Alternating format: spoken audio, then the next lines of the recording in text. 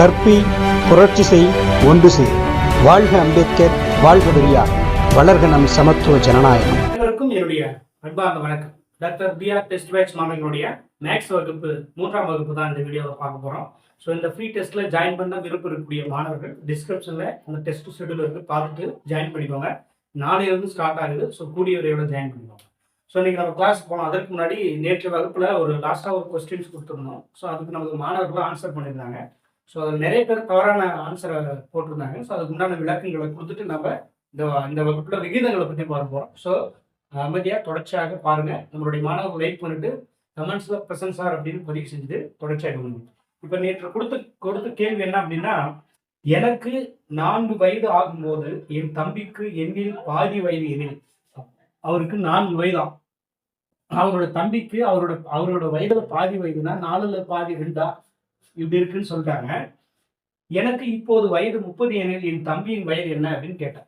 இப்போ வந்து அவருக்கு 30 தான் அப்படின்னா அவங்க தம்பிக்கு என்ன வயது இருக்கும் அப்படின்னு கேட்டா அதுக்கு ஆப்ஷன் வந்து 15, 22, 28, 32 இது இருந்துச்சு. எல்லாருமே 15 சொல்லியிருந்தாங்க. காரணம்னா ஃபர்ஸ்ட் 4 வயசா இருக்கும்போது அவருடைய வயதுல பாதி இருந்துதான். அப்ப 30 இருக்கும்போது பாதி தானே அவருக்கு 15 அப்படின்னு வச்சுட்டாங்க. இதுதான் யோசிக்க வேண்டிய விஷயம். ஃபர்ஸ்ட் 4 வயசு இருக்கும்போது அவருக்கு பாதினா இதுல இருந்து எவ்வளவு டிஃபரன்ஸா இருக்காரு, 2 வயசு தான் கம்மியா இருந்திருக்கு. அப்ப இப்ப 30 வயசுன்னு போது கண்டிப்பா அப்ப 30ல இருந்து 2 வயசு தான் கம்மியா இருப்பாரு. அப்ப 28 வயசு தானே வரும், 15 வராது. கொஞ்சம் பொறுமையா யோசிக்கணும், சரிங்களா? ஸோ இந்த மாதிரிலாம் வந்து கொஞ்சம் யோசிக்கிற மாதிரி கொஸ்டின்ஸ் கொடுப்பாங்க. ஸோ அதனால யோசிச்சு பொறுமையா ஆன்சர் பண்ணும். சரி, ஓகே. இன்னைக்கு நம்ம விகிதங்களுக்கு போயிடலாம். ரொம்ப ரொம்ப முக்கியமான ஒரு டாபிக். இப்போ லாஸ்ட் குரூப் 4 வந்து விகிதங்களை பற்றி கேள்விகள் கேட்டிருந்தாங்க. இப்போ ஒரு கொஸ்டின்ஸ் விகித சமநிலையில் விடுபட்ட எண்ணை காண்க அப்படின்னு ஒரு கொஸ்டின்ஸ் கேட்டாங்க. ஸோ முதல்ல பேசிக் விகிதம்னா என்னன்னு தெரிஞ்சுட்டு அது எப்படி முதல்ல நம்ம ஆரம்பிக்கிறோம் அப்படின்னு கற்றுக்கிட்டு அந்த கணக்கை போட்டு சால்வ் பண்ணலாம். இப்போ விகிதங்கள் அப்படின்னா ஒன்றும் இல்லை. இப்போ 8 இருக்குன்னு வச்சுக்கோங்க. 8க்கும் 4க்கும் இடையே உள்ள விகிதம்னா 8:4 அப்படின்னு நான் சொல்லுவோமா? 8க்கும் 4க்கும் இடையே உள்ள விகிதம். இதோடைய எளிய வடிவம்னா இதை சுருக்குவோம். 1 4 4 2 8. அப்போ 8க்கும் 4க்கும் இடையே உள்ள விகிதம் 2:1. ஸோ இதுதான் 2 எண்ணை ஒப்பிடுறது. இது எவ்வளோ வருது, இது எவ்வளோ வருதுன்னு. இது வந்து மடங்கு. இதனுடைய 2 மடங்கு தான் 4ஓட 2 மடங்கு தான் 8. ஸோ அப்போ ஏதோ ஒரு எண்ணால் பெருக்கிறாங்க 2த்தையும். அதை வச்சு தான் நம்ம விகிதங்கள் போடுவோம். ஸோ அப்போ எந்த ஒரு எண்ணம் இருந்தாலும் அதுக்கு எளிய வடிவம்னா இது மாதிரி சுருக்கணும். இப்போ ஃபார் எக்ஸாம்பிள் வந்து 20:5 அப்படின்னு ஒரு விகிதம் கொடுத்துருக்காங்க. இதனுடைய எளிய வடிவம் கேட்குறாங்க. அப்போ வேறு இது சுருக்கலாம் தானே. 4×5 4×20. அப்போ 4:1 அப்படின்னு போடலாமா? அப்போ 20:5 எளிய வடிவம் என்பது 4:1. இதை மேலும் சுருக்க முடியுமா? முடியாது. அவ்வளோதான். இதுதான் கடைசி. அதனால தான் இது எளிய வடிவம், கடைசி வடிவத்தை கொண்டு வராங்க. ஸோ அதே மாதிரி இன்னொன்று சொல்றாங்க பாருங்க. அப்படி அடுத்தடுத்து பார்க்கலாம். 500 கிராமுக்கும் 250 கிராமுக்கும் விகிதம். இப்போ ரெண்டுமே கிராம் சொல்லிட்டாங்க. 500 கிராமா விகிதம் 250 கிராம். இதுக்கும் இதற்கும் உள்ள விகிதம். அப்போ இது சுருக்கணும். 0 0 அடிச்சிருங்க. 5 25, 4×5 5×5 50 ஆயிடுச்சு. மேலும் சுருக்கணும். 4×5 2×5. அப்போ 2:1 வருதா? ஸோ அப்போ 500 கிராமுக்கும் 250 கிராமுக்கும் இடையே உள்ள விகிதம் 2:1. இதுதான் இதனுடைய எளிய வடிவம். ஸோ அவ்வளோதான். அதே மாதிரி இன்னொன்று பாருங்க. 40 நிமிடத்திற்கும் 1 மணி நேரத்திற்கும் இடையே உள்ள விகிதம். 40 நிமிடமா? நிமிடம் 40, 1 மணி நேரம். இது வந்து மணி நேரம், நிமிடம் மணி நேரம். நல்லா புரிஞ்சுக்கணும். 40க்கும் 1 மணி நேரத்துக்கும் விகிதம் ஒன்னே டக்குனு நீங்க 40:1 போடக்கூடாது. அலகுகள் ஒரே மாதிரி இருக்கான்னு ஃபர்ஸ்ட் செக் பண்ணணும். இந்த கணக்கு எப்பயுமே அலகுகள் ஒரே மாதிரி இருக்கா அப்படின்னு பாருங்க. இது வந்து நிமிடத்தில் கொடுத்துட்டாங்க, இது வந்து மணி அவர்ஸும் கொடுத்துருக்காங்க. ஸோ அப்போ 2 தான் ஒரே அளவு கொண்டு வரணும். ஸோ நம்ம நிமிடமாக 2 மாற்றிக்கலாம். இந்த 40 நிமிடம் அப்படியே இருக்குது. 40 நிமிடம். 1 மணி நேரம் வந்து நிமிடத்துக்கு கன்வெர்ட் பண்ணோம்னா 1 மணி நேரத்துக்கு எத்தனை நிமிஷம்? 60 நிமிஷம்னு சொல்லுவோம். ஸோ அப்போ 60 விகிதம் போட்டுட்டு இப்போ சுருக்கணும். 1 0 1 0 வச்சு 2 2 4 3 2 6. அப்போ 2:3 என்பது இதனுடைய பதில். இப்போ நல்லா புரிஞ்சுக்கணும். எதுக்குமே விகிதம் கேட்டாங்கன்னா 2 ஒரே அலகுல இருக்கா அப்படின்னு ஃபர்ஸ்ட் பார்த்துட்டு ஒரே அலகு தான் டைரக்டா முன்ன போட்ட மாதிரி 500 கிராமுக்கும் 250 கிராமுக்கும் உள்ள விகிதம் வந்து டைரக்டா போட்டோம். இப்போ வந்து நிமிடம் மணி கொடுத்தனால இதை வந்து ஒரே அலகுக்கு மாற்றி நம்ம சால்வ் பண்ணிட்டோம். அடுத்து பாருங்க ஒரு கொஸ்டின். ஒரு வகுப்பில் உள்ள 50 மாணாக்கர்களில் 30 பேர் மாணவர்களில் ஒரு வகுப்புல மொத்தம் மாணவர்கள் எவ்வளவு இருக்காங்க? 50 பேர் இருக்காங்க. 50 பேர் இருக்காங்க. அதுல வந்து 30 பேர் மாணவர்களாம். இதுல பாய்ஸ் மட்டும் பாய்ஸ் வந்து 30 பேருன்னு சொல்லிட்டாங்க. மொத்தம் ஸ்ட்ரென்த் வந்து 50, அதுல பாய்ஸ் 30 பேருன்னு சொல்லிட்டாங்களா? அடுத்தது பாருங்க, கேள்வி என்ன கேட்கறாங்கன்னா, மாணவர்களின் எண்ணிக்கைக்கும் மாணவிகளின் எண்ணிக்கைக்கும் இடையே உள்ள விகிதம் காண்க அப்படின்னு கேட்கறாங்க. இப்ப ஃபர்ஸ்ட் ஸ்கூல்ல டோட்டலா 50 பேர் இருக்காங்க. இதுல பாய்ஸ் 30 பேர்னு சொல்லிட்டாங்க, கேர்ள்ஸ்ன்றது பேலன்ஸ் 20 பேரா? அப்பதானே 20 30 கூட்டினா 50. இப்ப பாய்ஸ் எவ்வளவு தெரிஞ்சு, கேர்ள்ஸ் எவ்வளவு தெரிஞ்சு.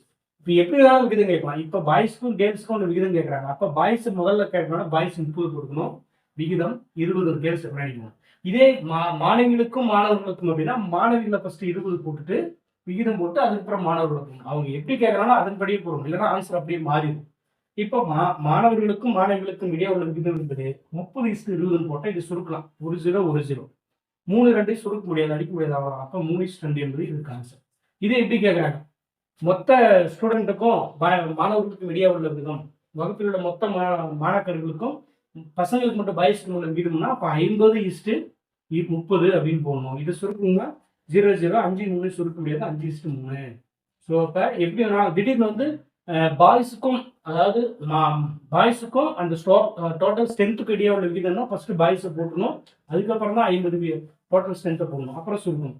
ஸோ அப்போ எதை ஃபர்ஸ்ட் சொல்றாங்க அப்படின்றத நம்ம என்ன பண்ணணும், ஃபர்ஸ்ட் அதை பார்த்து புரிஞ்சுக்கணும். ஸோ இதுதான் எளிமை, இதுதான் விகிதங்கள். ரொம்ப டஃப்பாக, இது ஈஸியா 6ஆம் வகுப்பு. அதுக்கு இதுல இன்னும் எக்ஸ்ட்ரா டஃபா இருக்கிறதுலாம் நம்ம அடுத்தடுத்த வகுப்புல பார்க்கலாம். அடுத்து பாருங்க, சமான விகிதங்கள் அப்படின்னு ஒண்ணு கொடுத்துருக்காங்க. சமான விகிதங்கள், சமான விகிதங்கள் அப்படின்னா ஒண்ணுமே இல்லை, சமான விகிதங்கள். நல்லா கவனிங்க, முன்ன சொன்ன மாதிரி 8:2 அப்படின்னு வச்சுக்கணும், சமம். இப்ப இதுக்கு சமான விகிதங்கள் நிறைய விகிதங்களை கொண்டு போகலாம். ஒண்ணும் இல்லை, இதனுடைய மடங்குகள் தான் அப்படியே போகணும். இப்ப 8 2 கூட பெருக்கினா என்ன வருது, 8 2 16 16. அதே மாதிரி 2 2 கூட பெருக்கணும், ஒரே எண்ணால 2 சைடு பெருக்கணும், 2 2 4.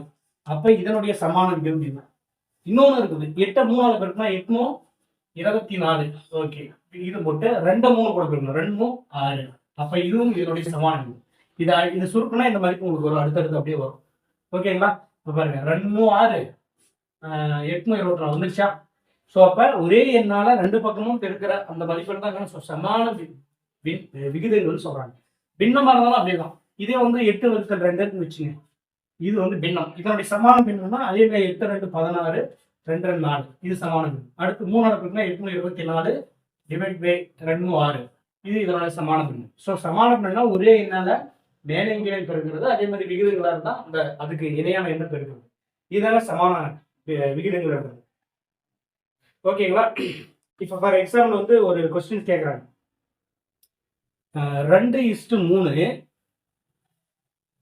மற்றும் 4 அப்படின்னு கொடுத்துட்டு ஆகியவை சமான விகிதங்களின் விடுபட்ட உறுப்பை காணுங்க. இது 2 சமான விகிதங்களாம். 2:3 4 ஏதோ ஒரு நம்பர், அது 2 சமான விகிதங்கள் அப்படின்னா விடுபட்ட எண் அப்படின்னு கேட்பாங்க. இது எக்ஸாம்பிள்ல கேட்போம். இப்ப பாருங்க, இது எப்படி போடலாம். இப்ப கண்டிப்பா ஏதோ ஒரு எண்ணால பெருக்குது. இப்ப இங்க ஃபர்ஸ்ட் இருக்கிறது, இங்க ஒரு நம்பர் ஃபர்ஸ்ட் இருக்கு. அப்ப 2ல இருந்து 4 மாறி இருக்குது. அப்ப ஏதோ ஒரு எண்ணால பெருக்கு இருக்கு. இந்த இடத்துல பெருக்கலை மட்டும் தான் பார்க்கணும். அப்ப 2 இது கூட 2 கூட பெருக்கினா 4 வருதா? அப்ப 3 என்ன பண்றோம், 2 கூட பெருக்கணும், 3 2 6. அப்ப இந்த இடத்துல மதிப்பினாது 6. அவ்வளவுதான் சமான பின்னங்கள். இப்ப குரூப் 4 எக்ஸாம்ல கேட்டிருப்பாங்க, கடைசியா நீங்க பார்த்துருப்பீங்க. குரூப் 4 எக்ஸாம்ல இந்த மாதிரி ஒரு கேள்விகள் கேட்டிருப்பாங்க. அதுக்கு முன்னாடி ஒரு கொஸ்டின்ஸ் பாருங்க. 63 சென்டிமீட்டர் நீளமுள்ள ஒரு கோட்டு துண்டை, என்னன்னா 63 சென்டிமீட்டரா, 63 சென்டிமீட்டர் நீளமுள்ள ஒரு கோட்டு துண்டை 3:4 என்ற விகிதத்தில் பிரித்தால் கிடைக்கும் கோட்டு துண்டுகளின் நீளங்களை காண்கின்றனர்.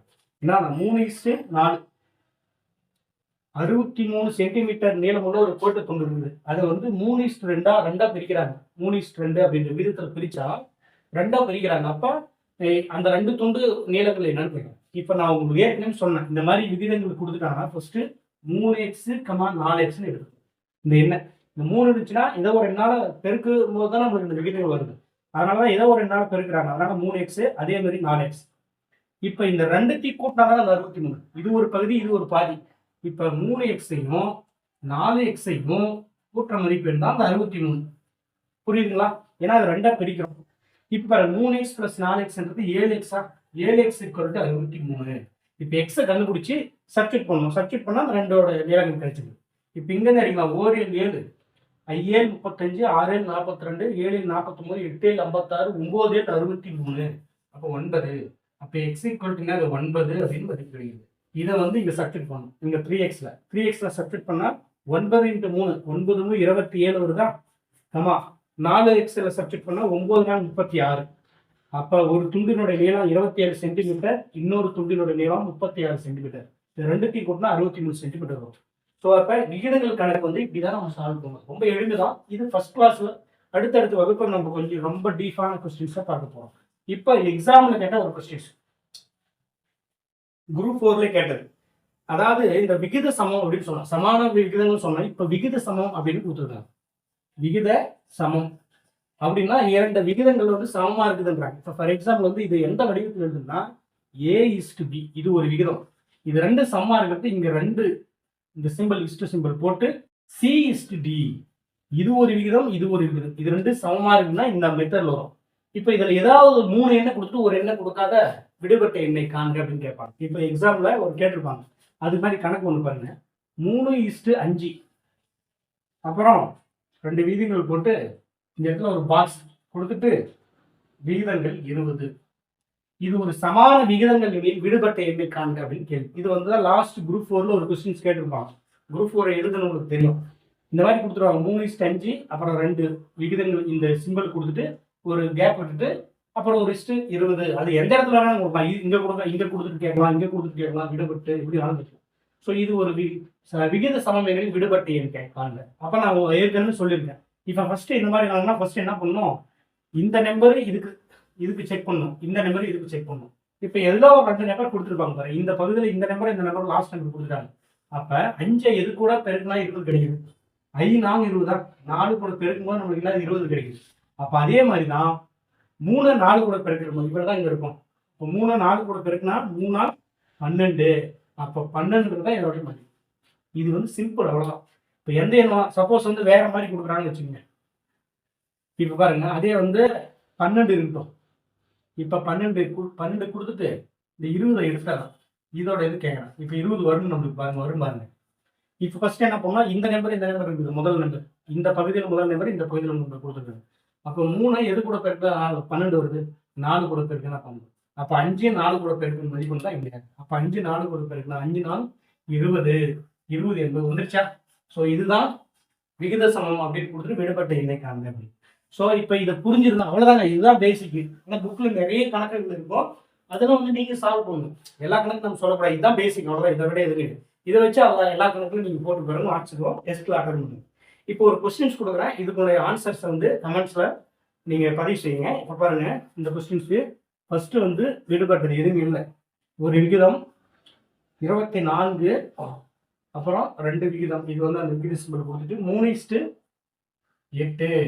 இதாங்க, இது ஒரு விகித சமமாக இருப்பின் விடுபட்ட எண்ணை காண்க. இது என்ன வரும் அப்படின்றத கமெண்ட்ஸில் நீங்கள் ஆன்சர் பண்ணி பதிவு செய்யுங்க. ஓகே, இந்த முதல் வாரத்துக்கு உண்டான டெஸ்ட்டுக்கு உண்டான 3 வகுப்புகள் போட்டேன். அடுத்த வாரத்தில் வந்து அடுத்தடுத்த வகுப்புகள், அதாவது அடுத்தடுத்த டெஸ்ட்டுக்கு என்னென்ன வகுப்புகள்லாம் உங்களுக்கு கொடுக்க போகிறேன். ஸோ தொடர்ச்சியாக வீடியோ கவனிங்க. ஒவ்வொரு வீடியோவும் ஏதோ ஒரு சின்ன விஷயம் நீங்கள் கற்றுட்டு போவீங்க. ரொம்ப பயனுள்ளதாக இருக்கும். சிறு துளி பெருவெள்ளம் அப்படின்னு சொல்லுவாங்க. இன்னைக்கு நம்ம பண்ணுற ஒரு சின்ன கற்றுக்கிற ஒவ்வொரு பாடங்களும் தான் நாளைக்கு எக்ஸாம் டைமில் நிறைய விஷயங்கள் நம்ம கற்றுட்டு தேர்வுக்கு தயாராக இருக்கும். ஸோ அதனால் எந்த ஒரு வீடியோவும் எளிமையாக தள்ளிட்டு போகக்கூடாது. எதுவுமே தெரியாதவங்க பேசிக்காக கற்றுட்டு போகலாம். கொஞ்சமாக இன்னும் நம்மளுக்கு 1 வருஷம் கேப் இருக்குது. 1 வருஷத்தில் நீங்கள் மேக்ஸ் சூப்பராக போடலாம். எல்லா சப்ஜெக்டும் அதே மாதிரி தான். ஸோ அதனால் தொடர்ச்சியாக கவனிங்க. இந்த கொஸ்டின்ஸ்க்கு ஆன்சர்ஸை பதிவு செய்யுங்க. அடுத்த வீடியோவில் சந்திக்கலாம். நன்றி, வணக்கம்.